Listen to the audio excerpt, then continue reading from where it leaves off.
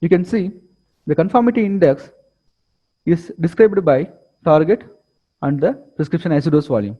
In this scenario, the prescription isodose is going away from the target and it is fully encompassed by the prescription target, and the RTOG conformity index is greater than 1, CI conformity index is less than 1. And this is the target, and the prescription isodose line is inside the target volume and it is underdosing to the target. And in this scenario, the conformity index of the RTOG is less than 1 and the conformity index PADIC is also less than 1. For we need this kind of plan, the target volume which is exactly encompassed by the prescription isodose volume. In this scenario, the RTOG conformity index and the PADIC conformity index both is 1. This is the ideal plan selection. So next, coming to the gradient index. So in gradient index, we generally choose the 50% prescription isodose volume. For example, if we are the target, the prescription dose is 50 gray, and we are creating one isodose line for 25 gray. Wherever the 25 gray isodose line is going, we are converting, we are seeing the how much volume it is going. And the gradient index calculated based on volume 50% prescription isodose volume divided by target volume. For example, if the target volume is 50 and the 50% prescription isodose volume is 100, then 100 by 50 it is 2. So the gradient index is depends on the volume of the target. You can see this is the RTOG 0813 lung protocol. Here they have given the volume with our gradient index. If the volume is 1.8 cc, the acceptable plan limitation is the gradient index should be less than 5.9 with minor deviation 7.5. If the volume is increasing, at the same time we can reduce the gradient index, because the low dose spillage, which is depends on the volume of the target, so we can use this protocol to limit the gradient index. So next we are coming to one meningioma patient. This patient 6 gray into 5 fraction is delivered. Here you can see the optic chiasma and the optic nerve and brainstem, which is closer to the target. If you are giving the 5 fractions, the maximum dose to the optic chiasma is 25 gray. So the total dose to the target should be the 25 gray. But in this situation, we need to increase the target dose. In this, we have given the 30 gray to the total target, and which is the target which is closer to the optic chiasma and the optic nerves, we have reduced it into the 25 gray, so that it should be in the within tolerance. You can see the prescription isodose line, the 30 gray which is going covering fully in the target, but wherever it is coming closer to the optic chiasma and optic nerve, and that area we are able to cover the 25 gray.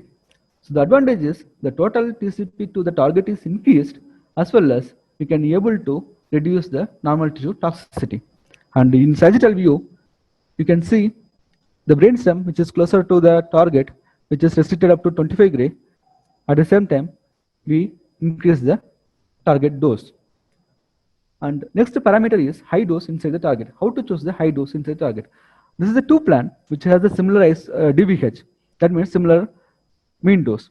In first plan, you can see the high dose, this is 19.5 gray prescription, and 24 gray which is going in the elliptical manner. But usually it is not preferred in the plan selection.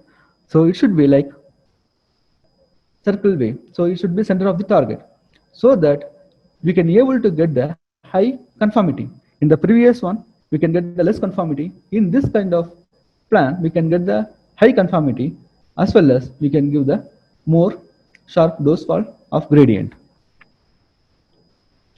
So again, how to increase the mean dose? This is the clinical decision whether you want to increase the mean dose inside the target, or we need a homogeneous dose distribution.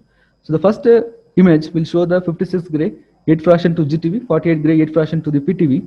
Here you can see the plan, and target coverage remains same. But in the second plan, what we have done is we have created the one high dose volume, which is center of the target, and we have increased the dose to center of the target.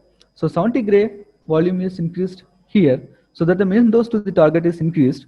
Again, it is the clinical decision, and we can increase the TCP. And the DVH, you can see the high dose plan, which is having the more mean dose comparable to the normal plan.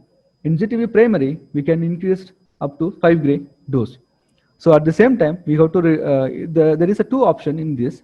One is you can increase the dose to the GTV, as well as this increasing the dose inside the GTV will give us the better conformity, because we are increasing the inhomogeneous inside the target. And again, the dose escalation is depends on the clinical decision. So greater than BED in NSLC is not recommended, but is this fractionation regimen you can calculate and you can achieve the high TCP without normal tissue toxicity. And coming to the low dose analysis, how to evaluate this patient, we have given the 40 gray in 5 fraction multiple metastasis. You can see if you are evaluating the target coverage, in the target coverage all things the 40 gray is fully covered. But if you are comparing to the low dose 15 gray and 12 gray, which is going outside the brain, is slightly higher. And if you are evaluating the brain minus GTV, then the brain minus GTV we can get the normal tolerance limit. But when we are going for the extra brain, other than the brain area, we can observe the low dose spillage. So we should avoid this kind of spillage which is going outside the target area. And you can see this hand plan. We have reduced the low dose spillage in this area, and we have again optimized, and we can get the nice plan distribution. So this is depends on the your beam and the angle selection of the path and beam selection. So coming to the frame versus frameless. In stereotactic setup, we used the frames generally in and body fix for the this one.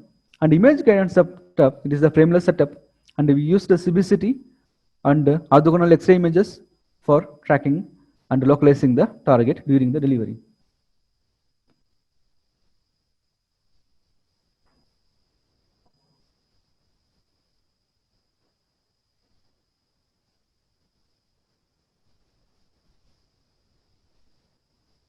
So coming to the frame or frameless, you can see this frame versus frameless.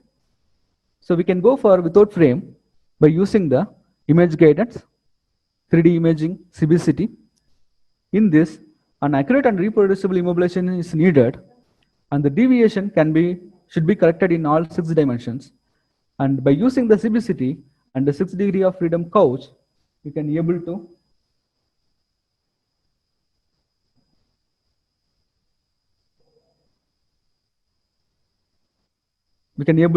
achieve the high accurate dose delivery.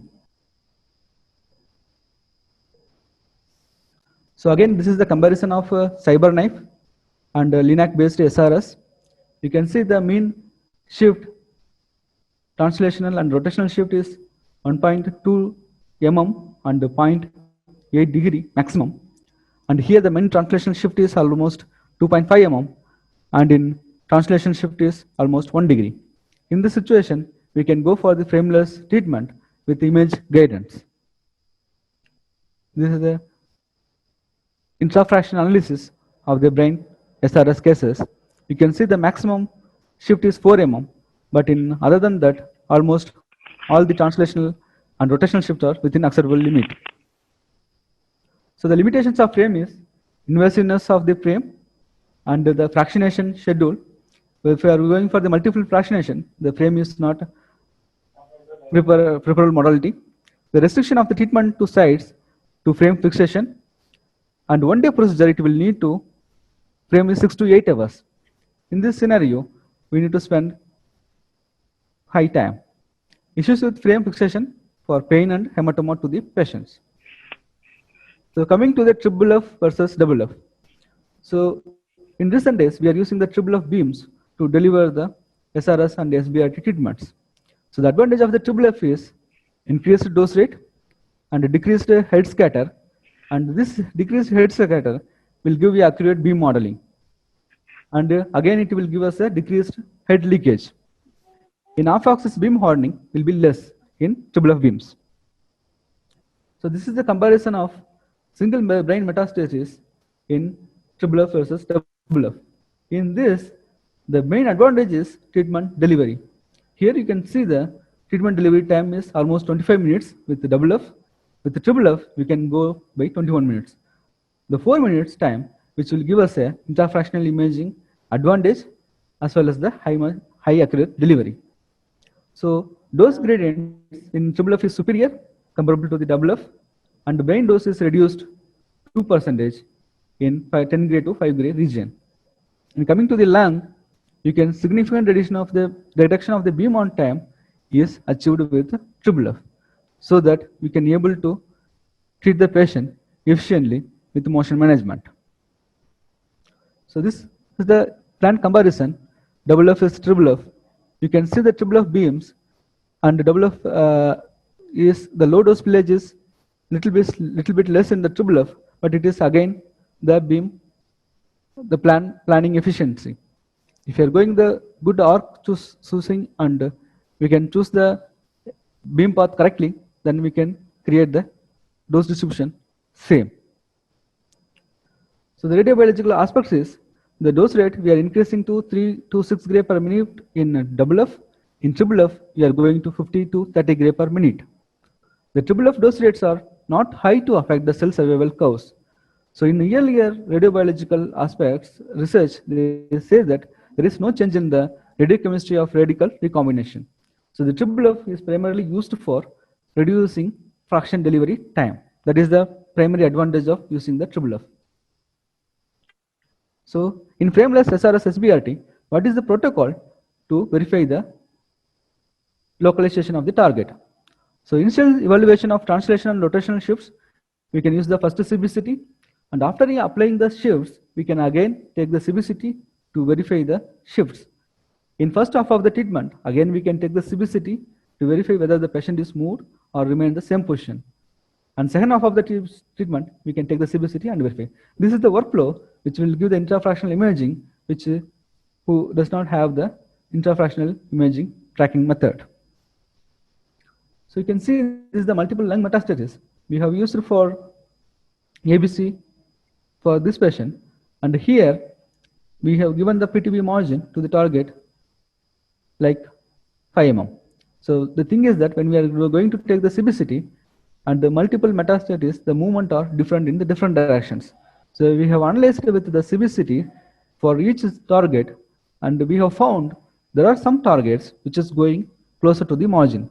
So in these situations, we can increase the margin slightly more in that particular target, and we can remodify or re-optimize the plan without changing the normal structure dose, and we can do the treatment without any uncertainty. So coming to the motion management, what is the advantage of the motion management? You can see this is the free breath. We are giving the PTB, but target is going outside the PTB. So we are increasing the margin, but the problem is the normal structure which is coming in the target. So we cannot give the high dose per fraction or high dose to the target. So in the controlled breath, we can reduce the margin. The target movement is restricted in controlled breath. So we can achieve the high dose to the target as well as we can reduce the normal structure toxicity. So this is the one image which shows with motion management how much liver movement you can able to appreciate much changes. So motion management I am not going to discuss much.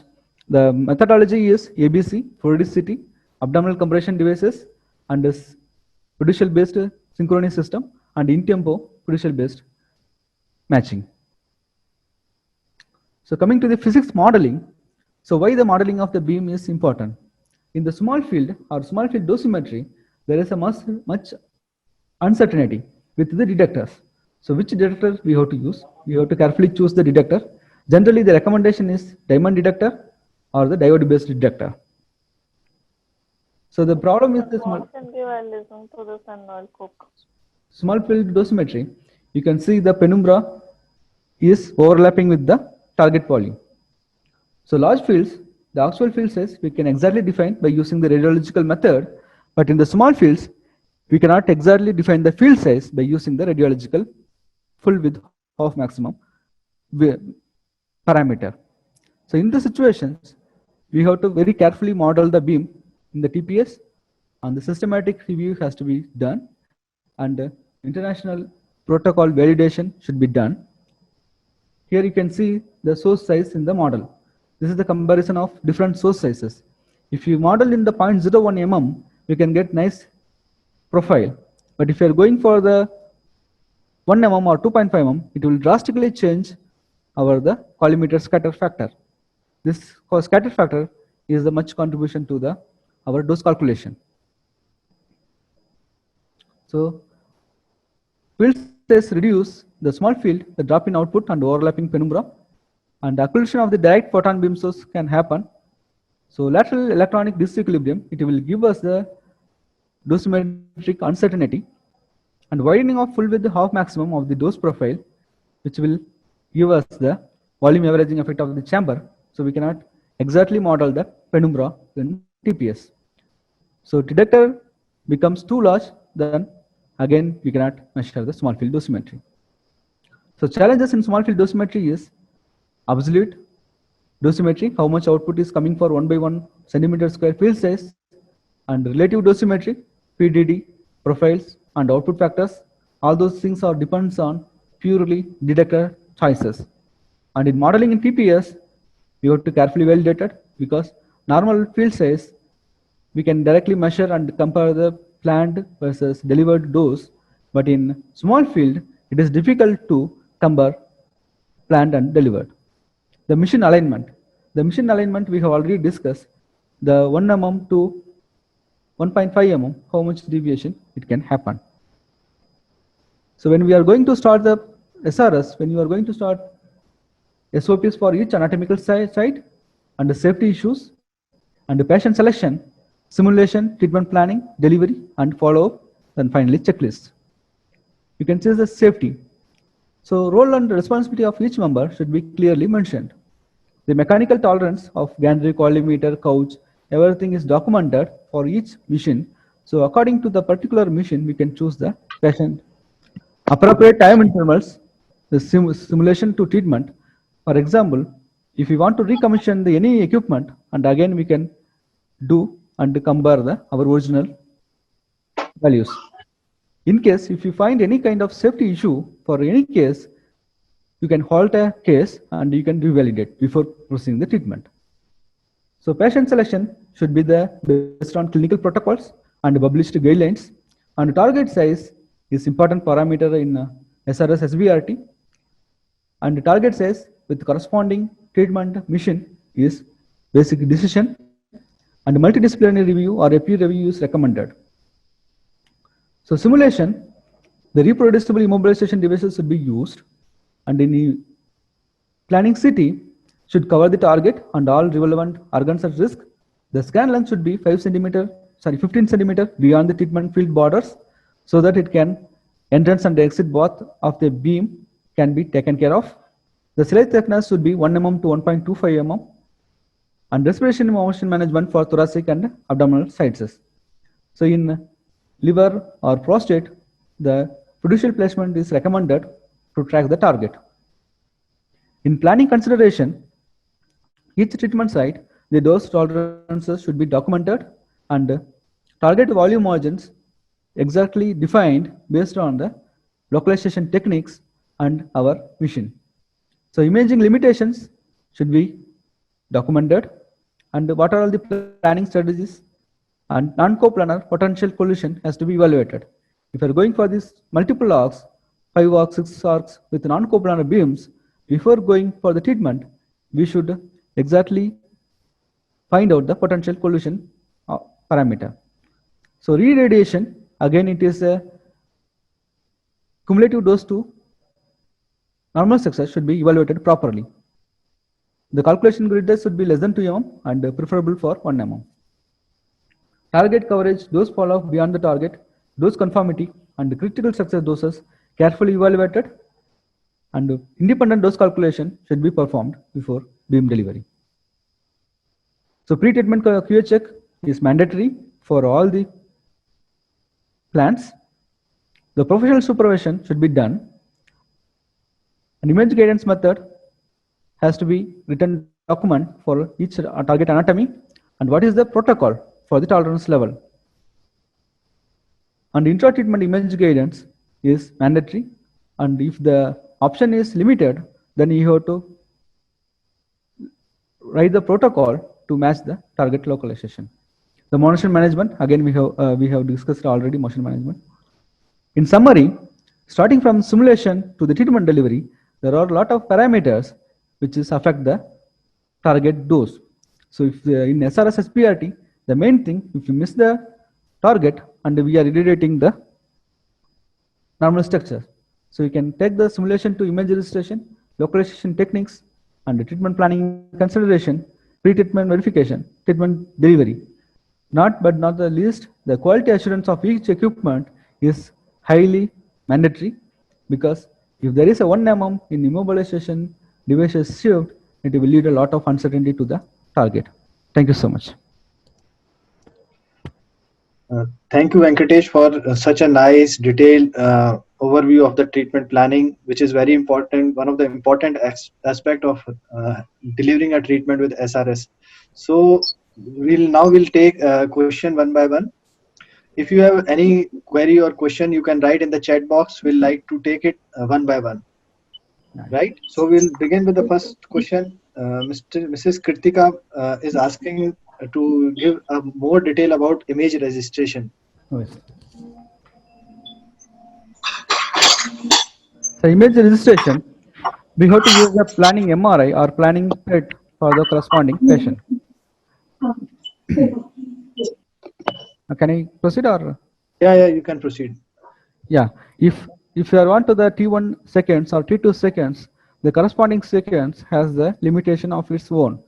So whenever we are going for the planning city, same the planning city simulation devices should be used for the MRI and PET also, so that the deformable errors can be avoided. The second point is, when we are going for the multiple targets with the multiple metastases, or for example brain cases, you can use a separate registration method for each gross GTV, so that it will give the high accurate registration. But the thing is that whenever you are delineating the normal structures in the MRI or PET, but you are going for the city-based planning, then you should evaluate the normal structures which is in the planning city, because ideally we are going to treat by using the planning city.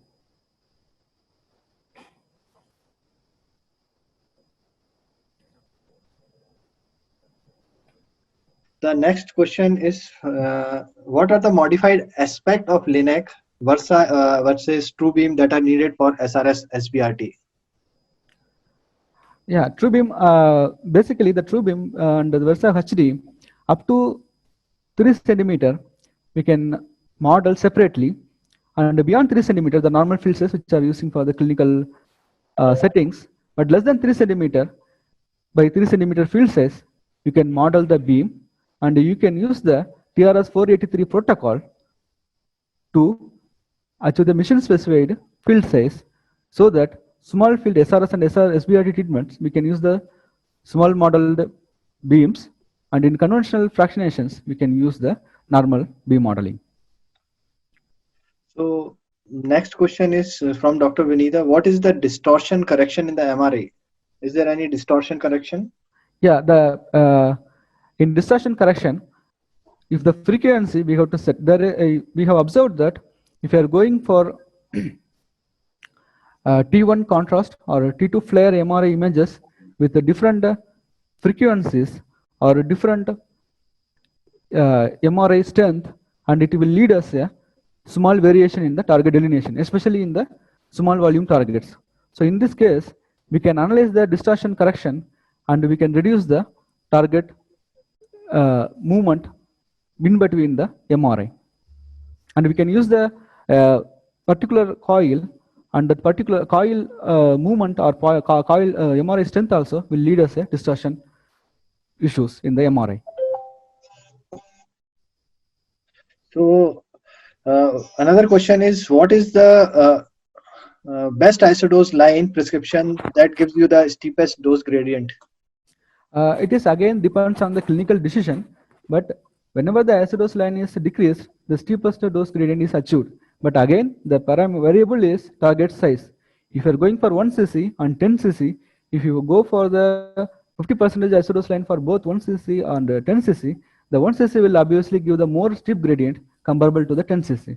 The RTOG 0813 protocol says according to the target volume, the gradient is highly achieved. So next question is, Mr. Venkatesh, what is the accepted dose gradient index for irregular target of the brain radiosurgery? So there is IGROVP paper which shows the gradient index is somewhat irrelevant to the critical structure tolerances, but they say that the clinical evaluation we can go to up to 3 to 6 in our experience. If you are going for the small volume target, we can go up to the 5 or 5.5 up to 6 also. But if you are going for the moderate target volume more than 5 cc or 10 cc, then the gradient index should be less than 4. So next question is, how much margin do you give to create a shell, and how much constraint do you give while doing planning in CyberKnife or in the LINAC also? Yes. So in what we are going is, we are doing first for the target volume we are seeing. The target volume is, for example, 15 or 20 cc. We are giving the 2 mm high dose shell. In this 2 mm high dose shell, we are giving the prescription dose as a maximum dose to that particular shell. For example, that particular target we want to irradiate to 50 gray, then the shell we are giving the 50 gray, so that it won't underdose the target. At the same time, it will give the high conformity. In the low dose village, we are giving the from 3 centimeter from the target, we are giving the 30% prescription dose. That means 15 gray we are giving the from the 3 centimeter, and in 1.5 centimeter we are giving almost in the 40%. So the high dose region and the low dose region, we can optimize the shell constraints to achieve the conformity. But again, it is the planning experience and the planner to decide how much we can able to achieve. So another question is, why do we prescribe 50% of the dose at the periphery? Please explain the concept. Yeah, I will come to the slides and how.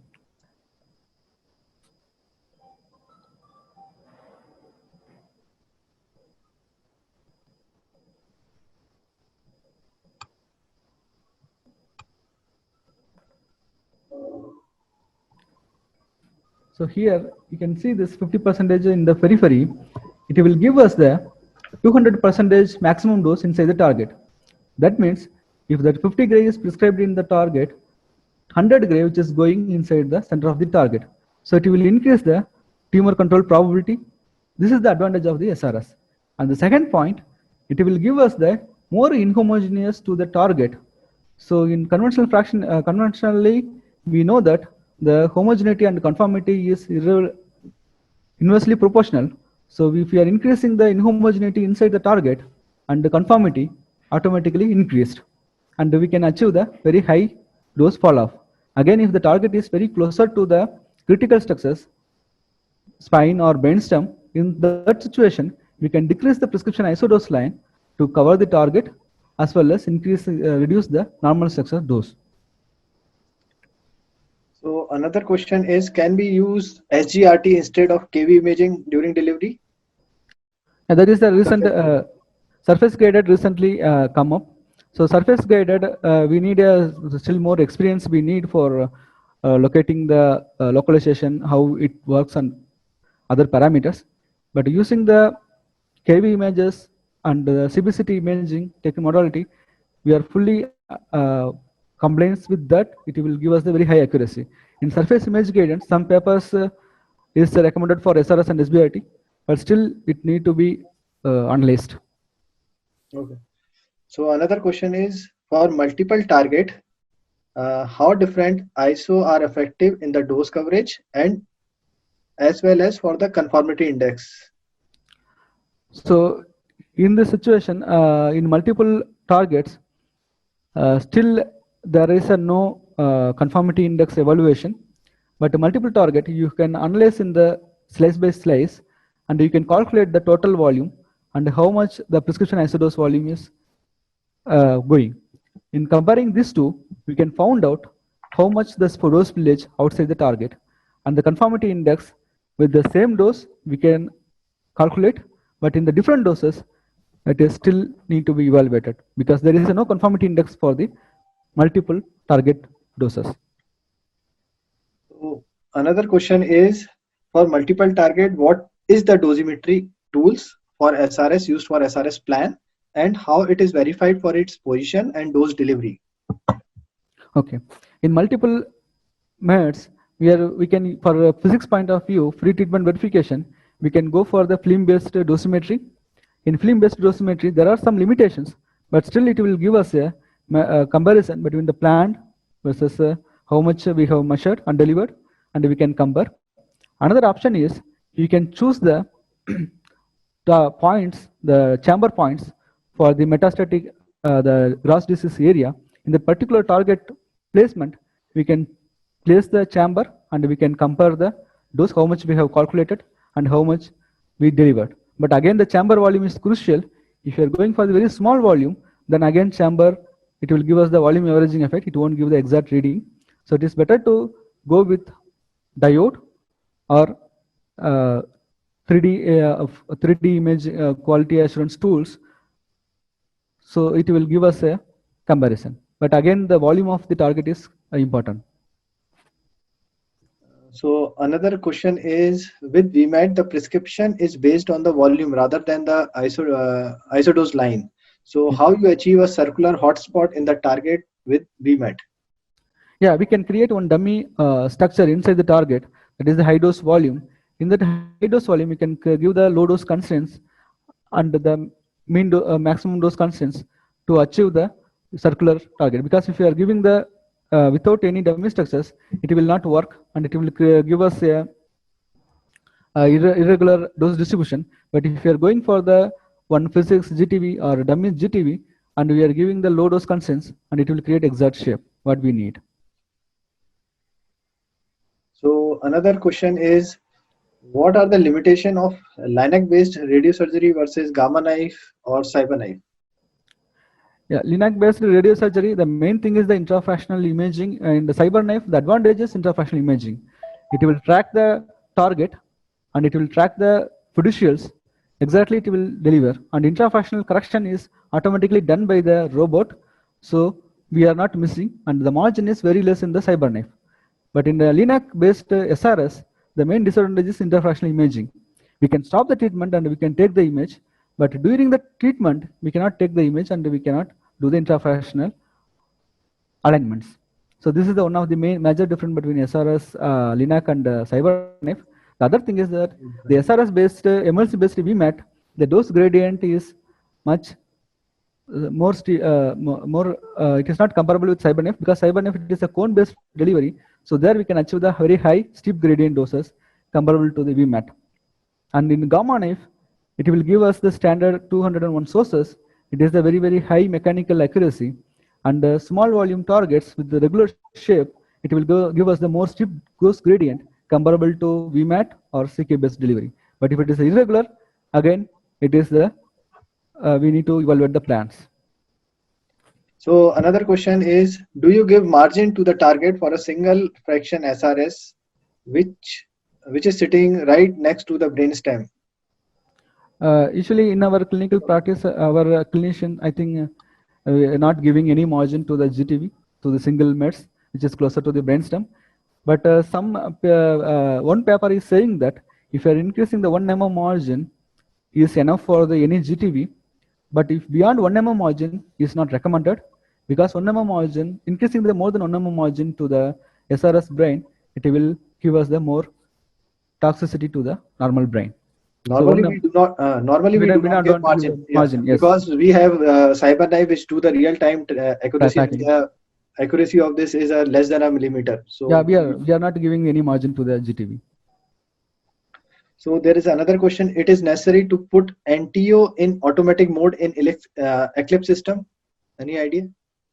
Automatic mode? No. NTO in automatic mode. NTO in automatic mode is there. It will work, and you can increase the constraints. Instead of 100, you can give 150 or 200. It will work very nicely. And in the previous versions, they have given previous version.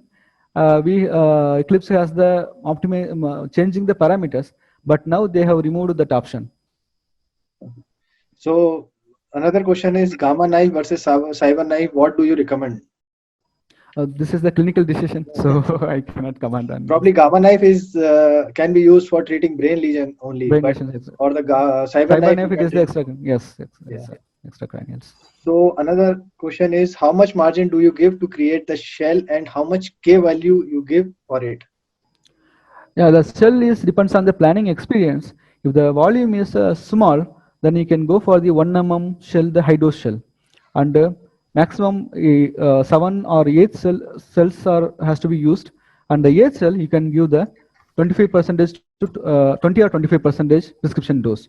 That 8th cell, it will should be 2 centimeter from the target if you are going for the very small target.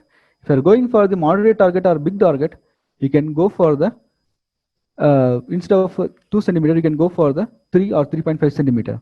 So again, if it is the irregular target and which is the normal success or critical success is closer to the target, that time you have to modify the cell structure constraints to get the better plan.